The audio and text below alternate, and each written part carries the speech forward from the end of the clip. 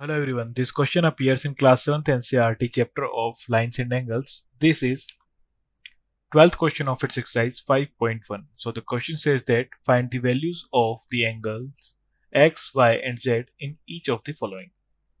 So in part first,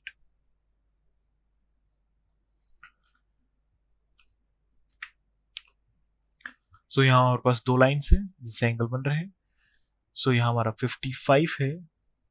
so x हो जाएगा same vertical opposite. So angle x is equal to 55 तो हमारा vertically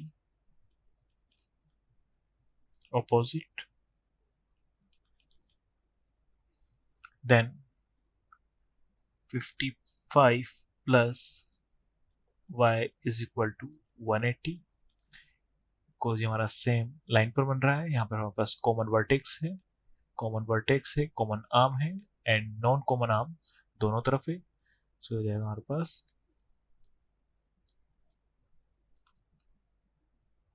linear pair.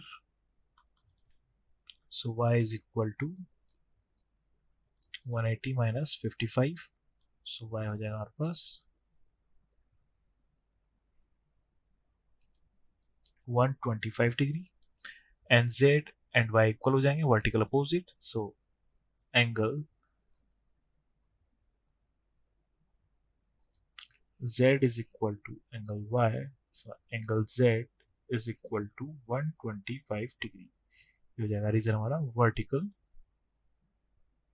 Vertically opposite. So angle x आ जाएगा हमारे पास 55 and y 125 and z also 125. In second figure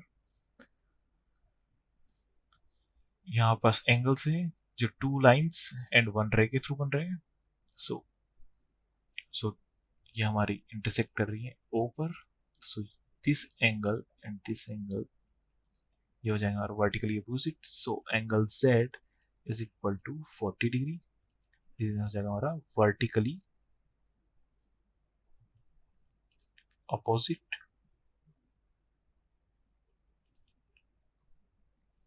next ये हमारे एक ही line पर बन रहे हैं 40x एंड 25. से हो जाएगा हमारा इनका सम हो जाएगा 40 plus x plus 25 is equal to 180 degree. इसका रीजन हो जाएगा हमारे पास angles on straight line.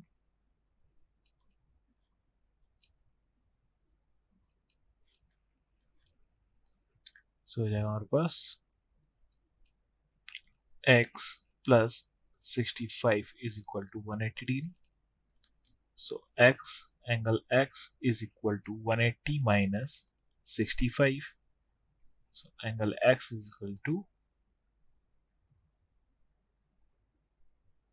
115 degree and angle y plus angle z is equal to 180. ये हो जाएगा हमारा लीनियर पेयर.